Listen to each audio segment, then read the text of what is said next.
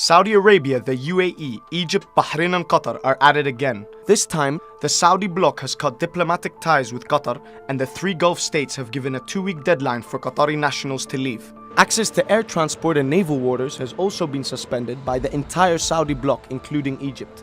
So how did this all start? The GCC spat escalated since Donald Trump's visit to Riyadh. The visit was marked by a Saudi-led regional condemnation of Iran. Soon after, statements attributed to Qatari Emir Hamad bin Tamim Al Thani highlighting support for Iran, Hamas, Hezbollah and Israel were publicized. Qatar had confirmed that the statements came as a result of a hack on the state-run media agency QNA. However, the Saudi bloc was quick to react as an outpour of criticism and media censorship ensued. Why is it that Saudi Arabia continues to reject any denial or any public statements from Qatar, whether it's regarding the quotes from the Emir, or even just a month ago when the foreign minister of Qatar came out and said that Qatar never did and never will support the Muslim Brotherhood? Why is it that the Qatari position is so much, public position is so much aligned with Riyadh, yet Riyadh's public position seems to always counter that? The Saudi bloc has officially accused Qatar of harboring a multitude of terrorist and sectarian groups that aim to create instability in the region. But is that really what is going on?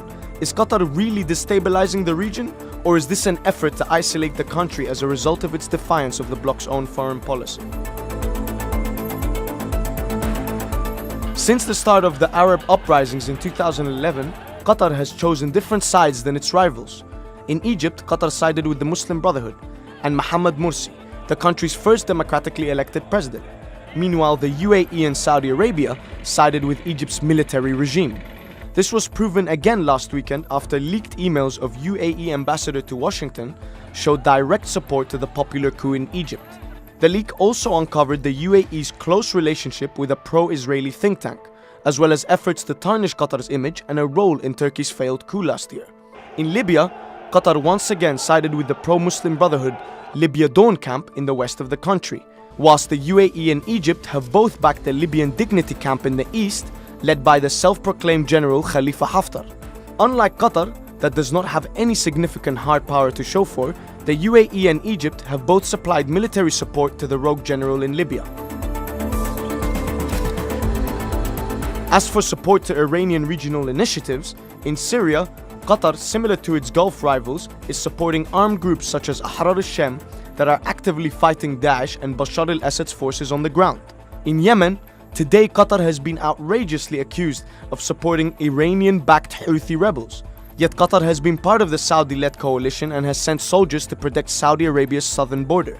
Meanwhile, Egypt, the country with the largest army in the Arab world, and Saudi Arabia's staunch ally, has not sent any soldiers to Yemen. Qatar even extradited the political dissident to Saudi Arabia on the same day it was accused of being pro-Iranian. But Qatar does rely on Iran due to its need to transport its oil and gas through the Gulf of Aden. Thus, Qatar has pushed for a less aggressive stance on Iran, but there is no evidence that it has supported, armed, or funded any of its proxies. This is not the first time the Gulf Cooperation Council has had overt disagreements over foreign policy, but it seems this has gotten out of hand as a Saudi official has directly threatened the Qatari Emir of sharing the same fate of Mohammed Morsi, who was toppled in 2013. So how far will this spat go? Stay tuned as more of the GCC row unfolds in the next few days.